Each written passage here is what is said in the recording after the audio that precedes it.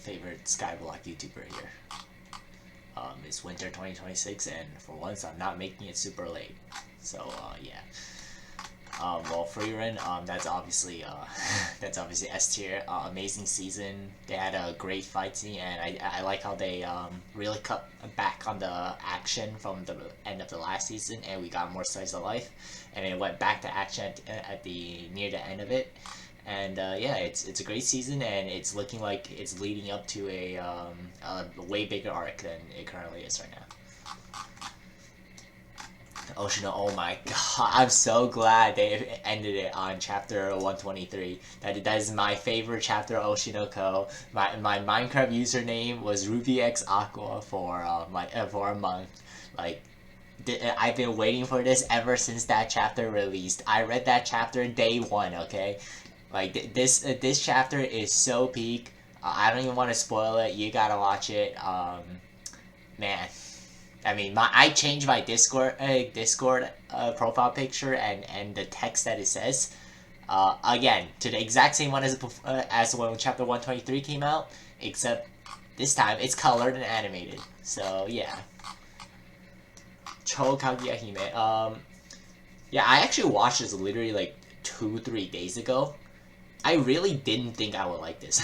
First of all, I rarely watch music anime to begin with, and they're not. I mean, usually not the target audience. And from what I saw from YouTube, it just seemed like everyone was talking about the stupid covers, the Miku covers, like the word Sekai de Ohime Sama.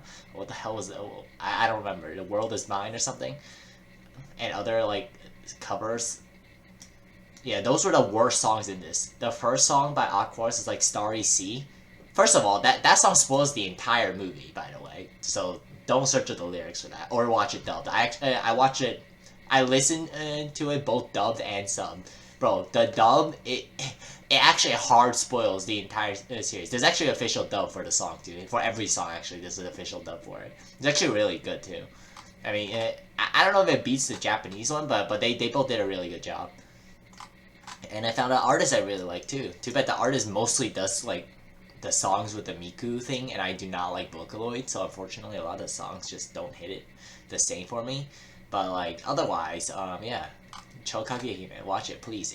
This movie is so good, and also like I don't even know what their relationship is. Is this supposed to be like mother-daughter? Is this supposed to be lovers? Is this supposed to be friends? I don't know. I don't know what their relationship is. The messaging is pretty simple overall, and my only gripe really is that there really did need to be action in this movie. Like, the action really did not add anything to this movie. I feel like the action was literally only there just so more people would be able to enjoy this movie.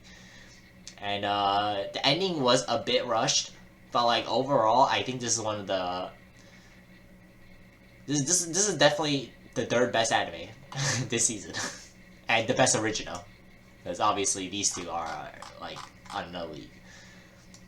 Medalist. Oh shoot! Wait, I don't know if it beats Medalist though. I didn't actually finish. I don't think Medalist finished airing because Medalist started airing a lot later than most other ones, and I'm only on like episode 6, so I'm also behind. But I mean, so far, I'm really glad it's not heading towards the direction of Musume. I ended up watching Musume both seasons, and I really enjoyed the first half of the first season of Musume, and it really just became like a traditional sports, and it's like super predictable, like what every outcome is and whatever, and I hate sports animes for that reason, right? And I was really scared Medalist would head towards that direction. I'm really so glad that it didn't, because Medalist still has it's still more of a character drama than it is a sports, right? Like we actually barely see the sport. There's one competition at the start of the season, but that's not really like a high stakes thing.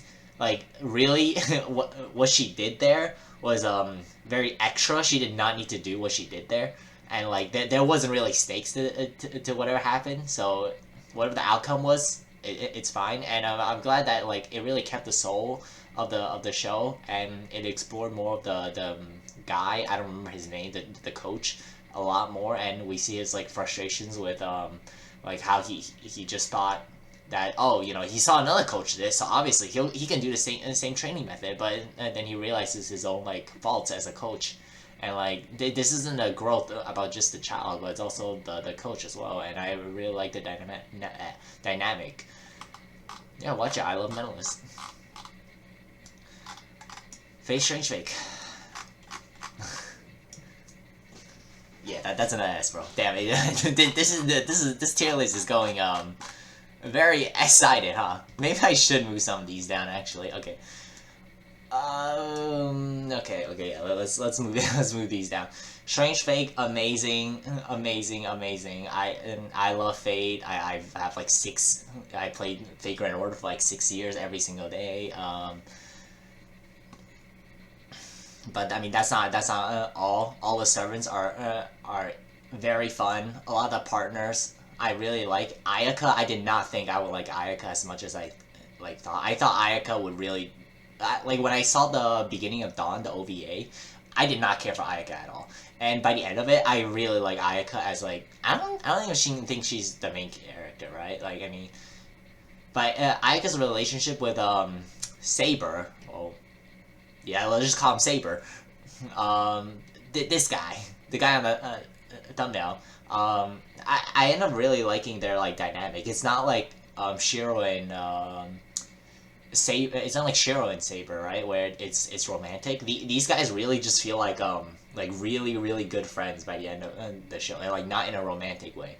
And oh my god, the last episode where they referenced the scene from Fate Zero, I'm so glad they referenced that. I love that scene from Fate Zero. It's my favorite scene from Fate Zero I've ever seen. And the war just goes crazy, and there's a bunch of like plot twists all throughout the show, and you know a Grail War never is what they say a Grail War is. Like, let's just say that, right? There's so many awesome servants and characters. Gilgamesh was amazing. Oh my god.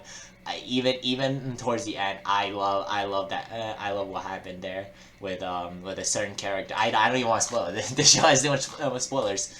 This show is amazing. Oh my! I really want to put an S. I'll put an A for now. The Kaguya-sama OVA. I hate that this is good. I genuinely hate that this is good. They skipped like 100 chapters to this point. They skipped over Kaguya's entire like development with her family. Like that was incredibly crucial to her character, and they just completely skipped over it and opted for like anime original ending. And then they skipped over a lot of Miko's and Ishigami and like their relationship. They skipped over so many good arcs. Like I don't know how to feel about this, but like the episode itself is great. It's such a great episode regardless. I love how they adapted my favorite comedic chapter with the 1,000 yen dad thing, and then being a VTuber, and then Kay walking past, and everyone just giving stuff. I love that chapter. That chapter was so funny. I'm so glad they adapted that. But I mean, besides, they really shouldn't have adapted that over the more important stuff. But I guess they wouldn't have time to adapt all these important stuff to the developments of these characters. So I guess Ishigami, Miko, they're all just gonna get shafted, and yeah, I mean it's a shame, but hopefully the anime original ending is good. Hopefully Akasaka can cook. I don't know. Shibo Yugi, I'm really disappointed in Shibo Yugi. This had one of the best first episodes of like this season for sure. It was kind of a complete narrative, and we got to see like this entire game to its conclusion, and we actually spent time with each of the traps and like what's going on. The first episode was amazing. The vibe from whoever made Dates with My Stepsister, it fits this anime way more. But unfortunately, after the first episode, they just kind of skip all over the place. Like one episode they'll be on game 90, the other they'll be on game 10, and they'll be on game 8, and you don't even know if they're like... You don't really know what the hell's going on because they're just skipping around so much, and like we'll spend like one episode on one game, but like this is like a 20-minute episode versus like an hour-long episode, right? Like, so you don't get to understand much of the game. There's way too many characters. Even the one character that like did kind of get a lot of screen time, I feel like her arc is like very rushed. and by the end of it, this anime just ends up being like a mess, and it's really a shame because I really had high hopes for this anime. The second part of Toshima wants to be a oh, okay, wait, okay, it was there. I thought it wasn't there for some reason, so I added it myself. Yeah, second part. I mean, the second part was just as good as the first part, if not better. I'm a bit upset that there's a lot less screen time of Tackle, but otherwise, I like how a lot of the well, what do you call them again? The goons, the black goons. I don't know what the hell their name is, but the Yakuza member who's able to turn into it. I really like his character and his interaction with his fellow goons. And the fight scene at the very end where they all gather up and beat up, it really feels like Kamen Rider, huh? Like, I haven't actually watched Kamen Rider, but I watched a lot of Kamen Rider adjacent things when I grew up, and it really does like remind you of it, despite being a parody of it. And it does a very good job with that, and it's very unique anime wise. You rarely ever see like anything related to Kamen Rider stuff. But yeah, great anime. I'm not even that into Kamen Rider. In fact, I'm not into Kamen Rider, and I still really enjoy the show. So send this to be a hero. This is the one. I don't know if this had a better first episode. Did I have a better first episode? No, I think this had the second best first episode this season, and unlike Shibuya, it fell off a little bit in like the middle, but by the last episode, I mean that last episode was so great, and the twist at the end, you could kind of see it coming too. Like, this isn't an ass pull thing, right? Like all throughout the show, like they've been realizing how messed up the government was, or whatever, the church, right? Obviously the only issue most people have with this is that like the like story setup is pretty generic, which, I mean, that's fair. It's pretty often you get like a corrupted church who like, and this guy's betrayed, right? But it's not really edgy, right? Like, sure, he wants to bring light to the church's actions, but it's not really like an edgy thing like a lot of other of these fantasy / isekai shows, right? He doesn't want to like kill someone or whatever, or like he didn't get like I mean, I guess he kind of got backstabbed, but like not really. The animation style is amazing. I love his interaction with like all the females around him, basically. Especially the knight, bro. I love what is her name, bro? I cannot think of her name.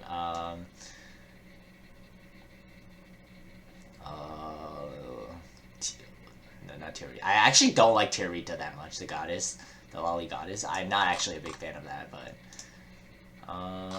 what was her name?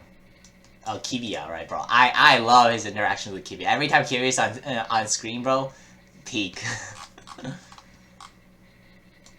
God, I don't know why. I don't know why I finished this. This is what the hell is this show even called?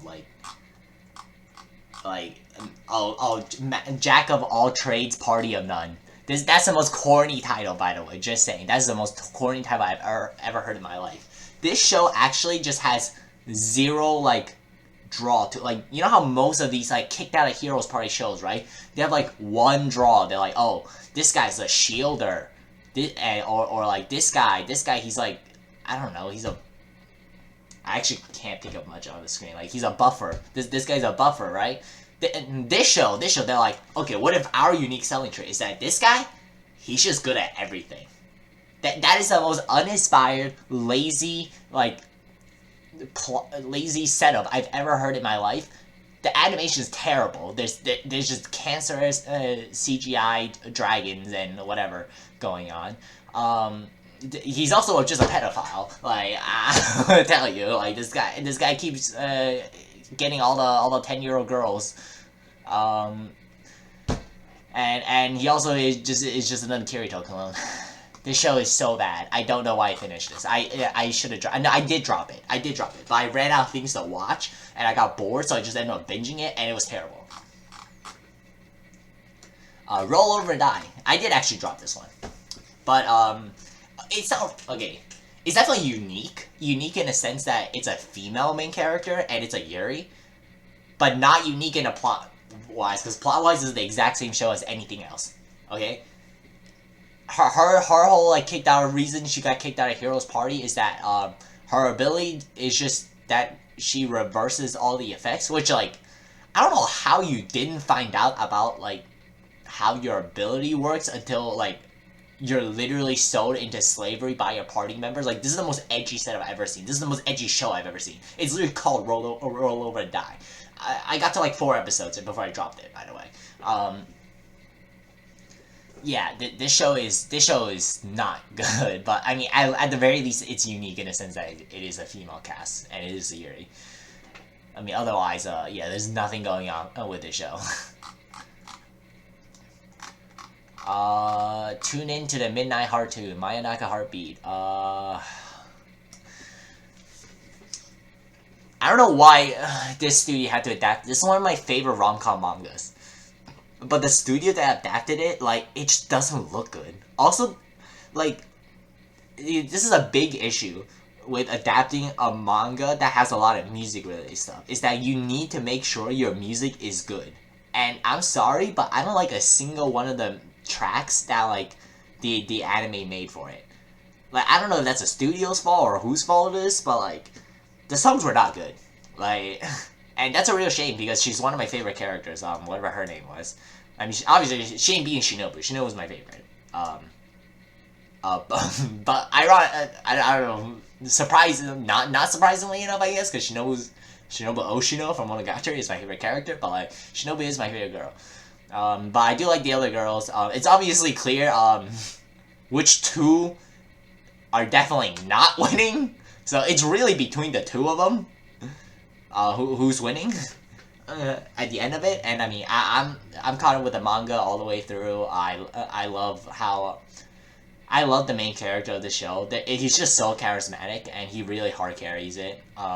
He's very different from every other like anime protagonist. He knows like the affections of the girls that and he's also just very how do I say this? He's very good at what he does, right?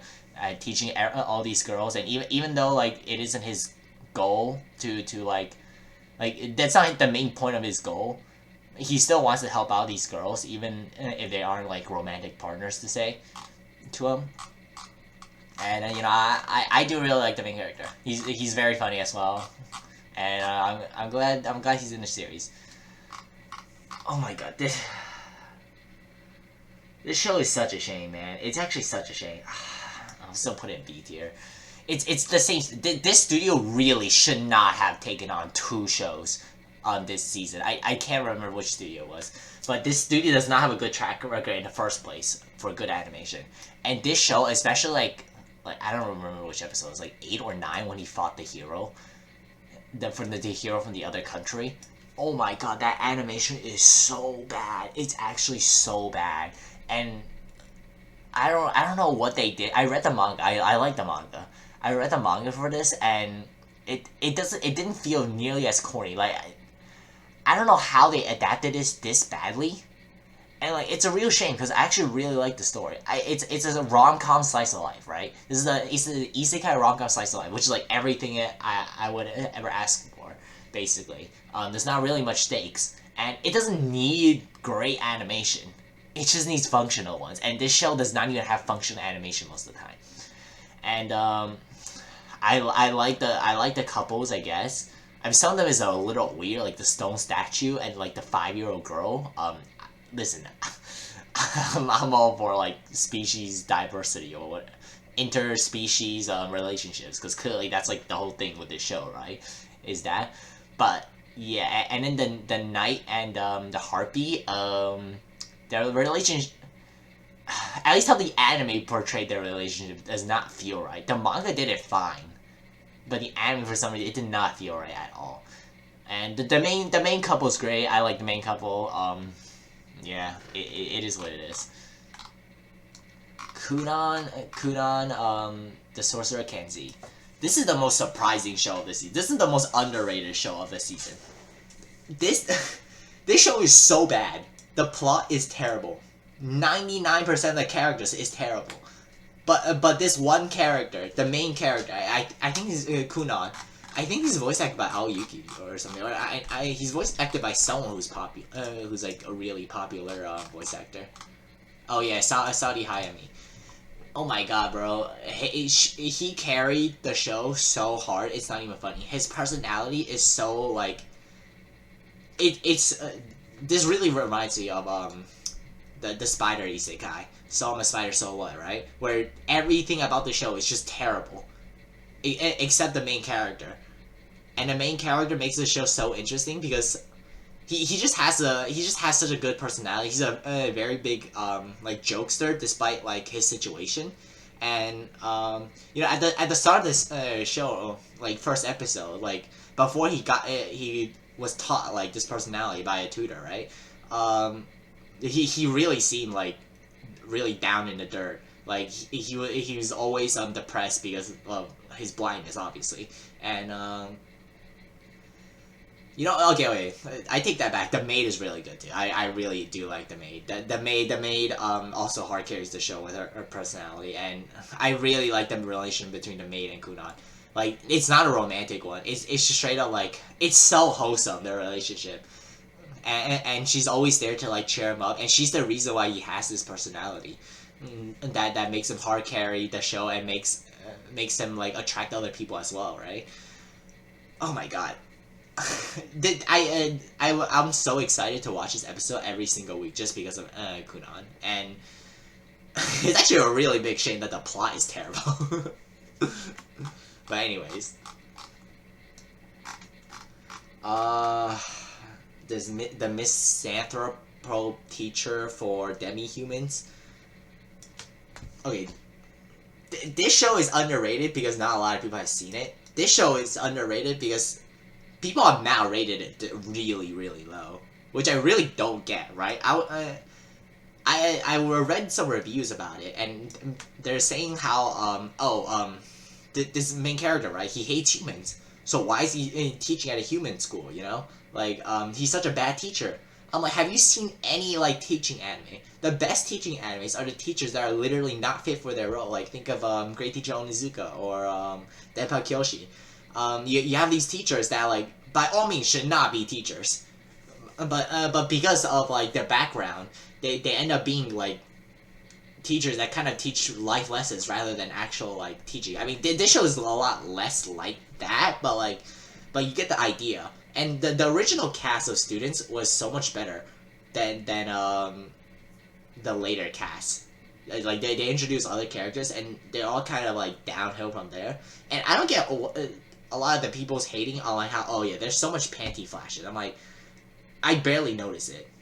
And how like this is like a harem for students. I'm like, there's like maybe one character that likes him, and that character comes in later. And I mean, I like her for different reasons, but there's maybe one character that's like that. The one thing that does disturb me about this show is towards the end they introduce like this assistant teacher that he's previously met, and we see their backstory and why he ends up hating humans, and then he's the one that ends up apologizing, and I'm just so frustrated because why is she mad?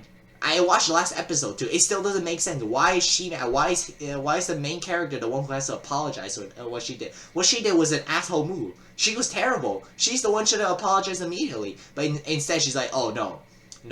You have to apologize for what you did, even though he did absolutely nothing wrong, and she knows he did absolutely nothing wrong too." And it's just terrible. I hate this assistant teacher. I hate how the story went ever since this assistant teacher joined it. I know she's like supposed to be like, she's like always like lying to him and lying to herself, but still, like, she's such a frustrating character. Reincarnates the Dragon Hatchling. Man, this season actually has a. I actually kind of enjoyed the show. Maybe we do this. Maybe we do this. I do kind of enjoy it. Okay, fine. Yeah, I'll move that down then. I really do enjoy this show because unlike other like of these anime where like they reincarnate as a monster, right? They just immediately get a human form, and they'll like rarely transfer into their monster form or whatever, right? Or like they when they transfer into a monster, the monster's already humanoid form. Think of Remaster. Think of Rimuru, right? This anime, even by the end of it, he doesn't. I mean, he kind of has a humanoid form, I guess, but it's still viewed as a monster. And he never used it after the first time he used it because he realizes it's not any better, right? He stays a dragon the entire time. He's not able to communicate throughout the entire series, which is very unique for a show like this, because for some reason every other isekai they're just magically able to communicate with each other, but this show they struggle with communication because, well, one's a monster obviously, so they're not able to speak the human tongue of this world. I mean, he's able to understand them, but they're not able to understand him, and you know they have this whole struggle with the characters, and I like how they take the show very slowly as well. Like, he doesn't really get overpowered. Even by the end of the first season, he's not really that strong, right? Unlike other shows where, like, oh, episode 1, I absorbed the dragon, and now I'm completely broken, right? This show does not have anything like that. Like, even half, up until, like, the very end, this guy was struggling to live the entire time. Like this world's an actual struggle, and he's not broken. Any other season, I would probably actually put this in B, but relative to this season, it's a C. Why is there 2 of them? Why is there 2 Jack of all trades party of none? Okay. Anyways, Hell Mode. No, this show's terrible. I watched 2-3 episodes. Yeah. His abilities is, I guess you could call it unique, but at the end of the day, it's like, I think they're trying to make the summons cute or whatever, and they're just not. None of the characters are even remotely enjoyable. I hate the pink hair. The pink hair is obnoxious. Every single character is terrible. The story is so generic and boring. The world is so generic and boring too. Of course, they have the world where it's like, oh, you know, everyone is blessed with one thing, and if their one thing is bad, then that means they're bad. But oh, the main character doesn't have that one thing, but he's good. And the way that the world is hard isn't even like a fun way too. Like, when I think of a hard game, right? A good hard game, it's not just, oh, you know, you do the same thing as a normal game, but it takes 16 times longer. That's not how you make a game hard. How you make a game hard is you do like different things to get to the same thing, but those different things are like varied, and there's a lot more things to do and different things to do, or maybe he has restrictions that isn't just, oh, you know, your XP is nerfed by 1/16. Like, that's such a lazy way to make a game hard. Like, I'm sorry, this anime is terrible. You and I are polar opposites. Yeah, great show. I did not. I mean, I originally didn't even end up watching this until like everyone was glazing the show, and you know, I gave it a watch, and I really liked the show, and I really liked the relationship between the blonde. Was she blonde? Hold on. I need to find. Where the hell is it? Oh, here it is. God, I can't. Oh yeah, Shino and Shuji. Bro, their characters are so great. They're way better than the main couple and Nishi and Yamada. I mean, they're good. They're definitely good. I like how obviously they get together by episode 1. That's kind of the draw of the show, right? And it's really sweet show, but at the end of the day, if this is season 2, I'm watching it for Shino and Shuji, because their character dynamic it's just so wholesome. Like, they're really good friends right now, but like, you could clearly tell there's some romantic undertones going on too, you know? I watched 1 episode of this. I really shouldn't be rating this. Yeah, I'm not gonna rate it. I only watch all of this. This show, I watched 2 episodes, so I'm rating this, and this show's terrible. Why is it pulling the Usagi drop, episode 1? Please tell me. Why is it that he picks up a child, and this child literally like pees her pants and stuff, right? Like she by all means acts like a child, is a child, looks like a child. She is a child, a 5-year-old child. Like this isn't even like a 16-year-old. This is a 5-year-old child basically. And at night she turns into a succubus. And then by episode 2 she's learning like succubus things from his succubus friend, and like the main character is perpetually horny. So it's just like, it's not a good match, bro.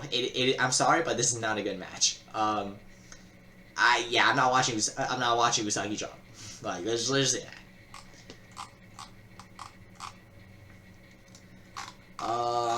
The Demon Lord's daughter is too kind.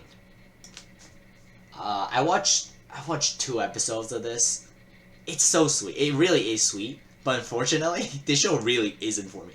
Like, especially when they pull out the like songs, the nursery songs or whatever that they have. It's endearing, but it's really cringe. And I could never finish the show. But, I mean, maybe I'll get around to it. I like the general too. The general's really cute. I don't like the dad actually. The dad is like, I think they're trying to make him scary sometimes, but like he really doesn't seem scary. But at the same time, he also doesn't seem very kind. Like, I don't know. I don't like the dad. But I mean, she's really cute. I did like get a little emotional at the first episode when she was like helping out the grandma. I mean, it's just such a sweet show, but unfortunately, like it's too kids show for me. So yeah. Oh yeah, I'm putting that down actually. There you go. Release that witch. I hate that, like, I hate the story. I hate that the story is good. I really hate that the story is good, because this is my favorite manhwa, like Chinese manhwa. It's my favorite one, but I know the design is based off the web novel, and I get that it's more accurate to both like the times and the web novel, but like at the same time, it doesn't look good. It really does not look good. The manhwa version. God, I love Nightingale, but when I see Nightingale in this, I just get depressed, cause I feel nothing towards her. Bro, she was so hot in the manga. I manhwa. Same with Anna. I really like Anna. Not in the anime though. I don't feel anything for her in the anime. And unfortunately, this isn't even the fault of like the story. The story's amazing. There's a reason why it's my favorite manhwa, right? It really takes advantage of the whole like isekai thing, where he's inventing like new techniques, he's inventing new tools, right? He brings in chopstick to freaking, I don't even know what this is, like old America, the whatever, Salem. I'm guessing that's where this takes place. I didn't really pay that much attention, but it really focuses more on the politics and the invention part of the isekai, rather than, it's not really a power fantasy. This guy's weak as hell. He's literally just a normal human. He has no sword training. He has nothing. Like this really isn't like other isekais. And the one other gripe I have with this show is that like this show's every character is white as hell. Like, this is obviously Salem. It's set in some white ass state, right? And then everyone's just speaking fluent Chinese. I really hope there's a dub for this, for like Japanese dub or something, or English dub. I don't care, something, because it's kind of weird, bro. Like it's really weird watching this show, but it is good. Unfortunately, it is good, and I can't dunk on it too much, even though I hate all the characters' designs. But whatever. And Daily Life of Immortal King. Every season, man. Every season, the show gets worse. It's actually such a shame. This time, you know, he has a new baby sister, and like, she is kind of cute sometimes, and other times, like the author will try to make comedy gags out of her, and it really isn't funny, like, at all. Like, this show gets less and less funny every season, and even when they get serious, the story's not that good. Like, I'm sorry. This show is really just good. This show peaked at like season 1, season 2, and when like the plot isn't too serious, when it's a comedy, that's when this show is good. And this season, really, the comedy didn't hit, and the serious stuff didn't hit either. So yeah.